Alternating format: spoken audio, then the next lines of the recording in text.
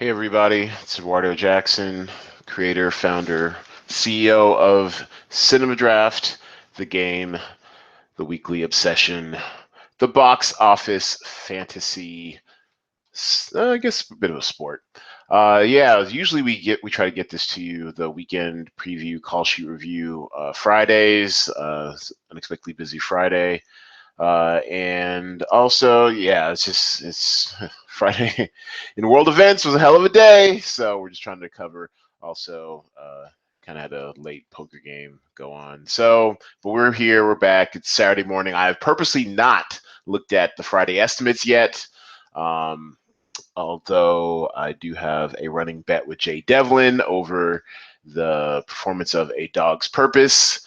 Apparently, there's some controversy around that movie. Something about the animal trainer forcing the dogs, basically not being PETA friendly, which might result in a bit of a backlash. Who knows? Anyways, here to look at some interesting call sheets.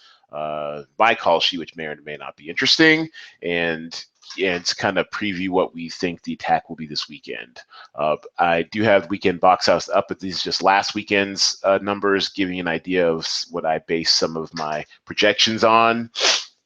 Oh, also, now I think about it, let's take a look at uh,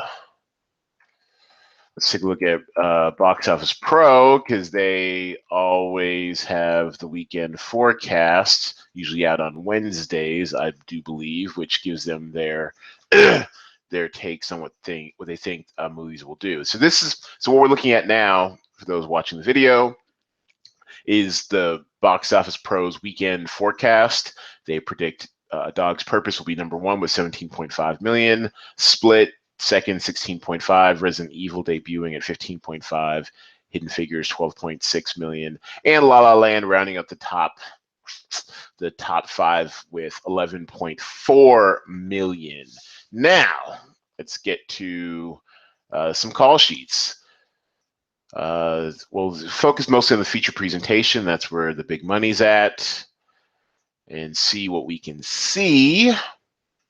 And so, usual cast of characters. We do see G Nice this weekend. Glad to have you, G Nice. I think we might be shooting or filming another tripod on Tuesday for Wednesday consumption, so fingers crossed.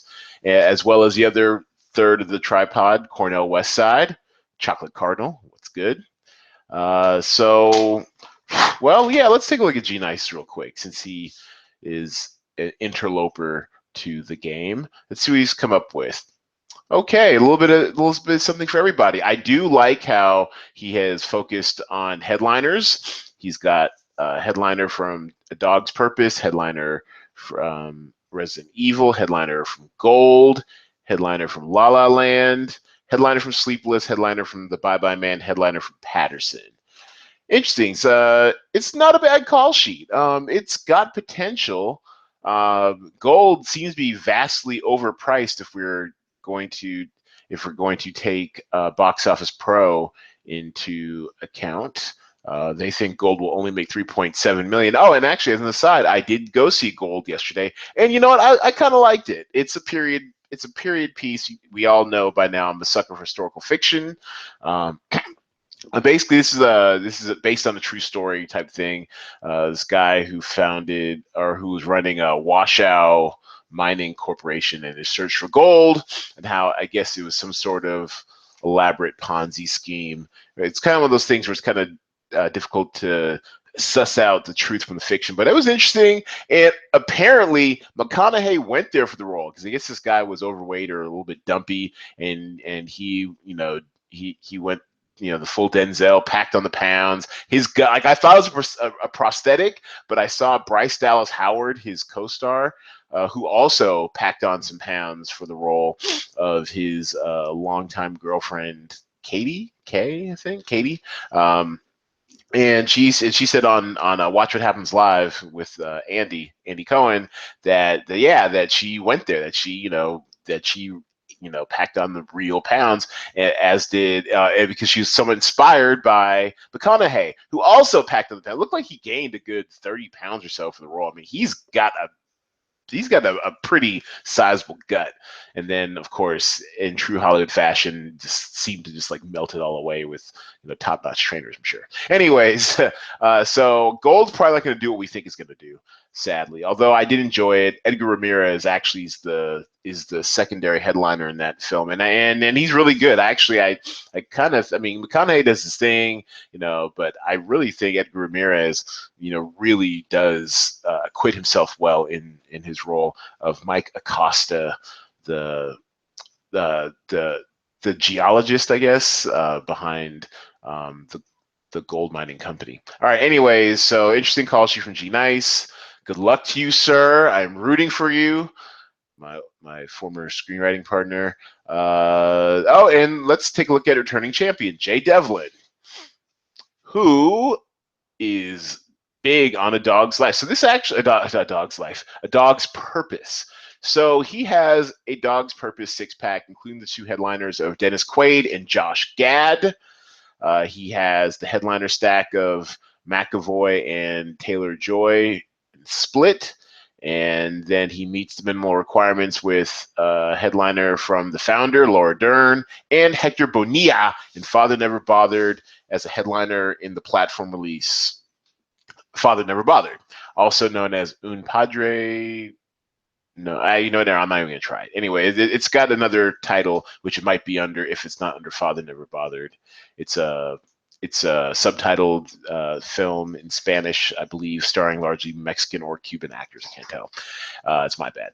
Anyways, so that actually is a very strong call sheet. If A Dog's Purpose does live up to Box Office Pro's forecasts.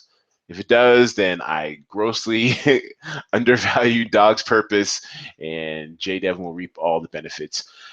Steven, generally though, I like the strategy because then he acquits himself well with. I mean, he's not even so much of a risk with Split. Split performed really well last weekend. Even if it drops 50, 60%, it's still going to hit about 16, 17 million from its $40 million opening weekend. It's a good film. I enjoyed it. I think word of mouth will help it. So I think this is a really solid call sheet. My only question is The Founder. If someone has a similar call sheet to this, and I actually think I might have a similar call sheet to this, if not in the feature presentation, it might be in the Best Boy or the Key Grip. But if someone has a similar type of construction, but has a different limited release, I think he's vulnerable here with The Founder, only because I think Patriots Day, which is now dropped into the limited release category, might outperform The Founder, because The Founder really didn't do much last weekend. Founder did, let's see, so Patriots Day did 5.7 million, but on 3,100 screens, a lot of screens. Founder did 3.4 million on less than half as many screens, but there's really no buzz around The Founder. There's really no kind of word of mouth that I can tell discernibly. So seeing how the Patriots Day has slipped into limited release, I still think it outperforms The Founder this week. So I don't know, that might be a small vulnerability for Jay Devlin. So let's take a look at some other call sheets. But otherwise, I like that call sheet if A Dog's Purpose lives up to expectations. And, nice call sheet, Jay Devlin. Wish you were here. It's me giving a pound to my boy.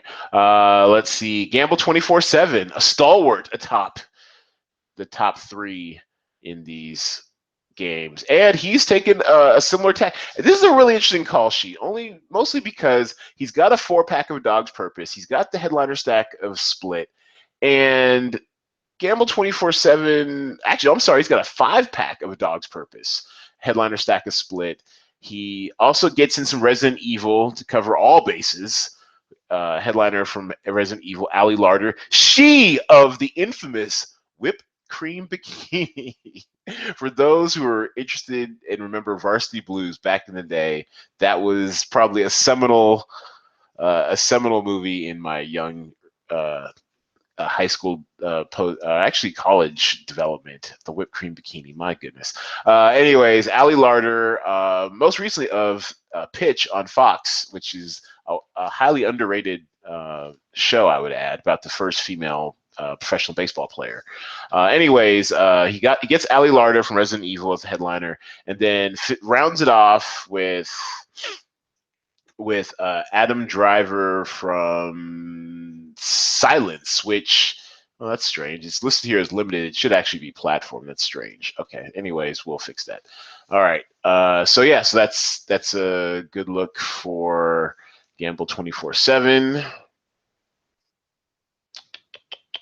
Okay, and let's take a look at, let's see, and Cornell Westside, one of our most improved players. We'll take a look at his call sheet. See what's going on here. This one looks like it's headliner heavy. He's got 9 headliners out of 10 actors. He has headliner stack of Split. He has headliner stack of A Dog's Purpose. He has Ali Larter as the headliner from Resident Evil. He's got, oh, this is interesting. He's got a headliner from Father Never Bothered, but a non-headliner from Father Never Bothered also, even though he had the money to get 2 headliners. Okay, I might have to ask him about that one on the tripod. Ryan Gosling from La La Land as a headliner, and a headliner from The Resurrection of Gavin Stone for cheap. So we'll be, and also a headliner from Patterson Method Man. A little bit all over the place. Interesting to see how this performs. As you can see on the video, some early returns from, I guess, Friday's pulls. And also, we'll just check in on the Draft Mom real quick, see what she's thinking. Okay, this is a full headliner call sheet. I have to come up with a name for that. A star-studded call sheet with nothing but headliners. Headliner stack from A Dog's Purpose, headliner stack from Father Never Bothered, headliner stack from La La Land, headliner stack from The Resurrection of Gavin Stone, Taraji P. Henson as the headliner from Hidden Figures, and Ali Larter, a headliner from Resident Evil. And this might actually be, Mom left a lot of money on the table, left $12,700 on the table. I'm not saying you have to use up all your budget, but generally, if you're leaving that much money on the table, you're probably leaving some. It'll be very interesting to see how this call sheet performs, only because she left so much money on the table. Generally, as a rule of thumb, I like to leave less than 2, no more than 3,000 in budget remaining if I can help it. So I'm very curious to see if this is an optimal call sheet with 12,700 in budget left over. I do want to check out one of my other call sheets. I believe it's, oh, actually, we need to check out my call sheet. Yeah, well, I'm tripping. Let's check out my call sheet. Okay, so I took a somewhat controversial tack. I did, and once again, this is odd. Something's wrong in the system. Patriots Day actually should be a limited release, so we'll fix that. So check this out. So I went with Hidden Figures largely because it seemed affordable. It seemed like people are going to underestimate it. I wasn't a huge believer in A Dog's Purpose. The reason why I went with a 6-pack of Hidden Figures only because I figured I could get more quantity over quality. I wasn't sold on A Dog's Purpose, although I did headliner stack it just to cover my bases, CYA, and then punted at platform with Father Never Bothered and Patriots Day. This should be limited. I'll go back in the system and fix that. Not sure what's going on there, but I'll make a note of it. And so yeah, that was my strategy. We'll see if it pays off. I don't know.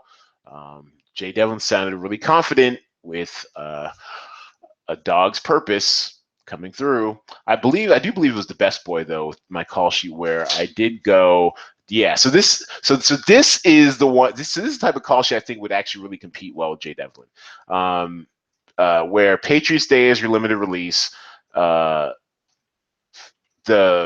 headliner stack of Split, doing a 6-pack of A Dog's Purpose, and then punting with Father Never Bothered, leaving 2,200 left in budget. This, I think, actually has potential to be the highest scoring call sheet of the weekend. But we'll see. Every week it's something new and different. It's kind of hard to call it as we're still developing optimal strategy on the early development of this game. I appreciate you guys checking in and developing your strategies with us. appreciate your gameplay, tell your friends. Come to cinemadraft.co. That is cinemadraft.co to sign your friends up. Sign up for the beta. It's free. Make sure you go to Facebook, Twitter, Instagram, Pinterest, Medium, which is where our corporate blog is, medium.com/@cinemadraft. You know, watch us on YouTube and subscribe to us on iTunes. Rate us, please. Help people discover this fun little podcast and get more players in the game. I am Eduardo Jackson, still yet to develop a sign-off. I'll work on that. Thanks for tuning in, and we will see you next time, everybody.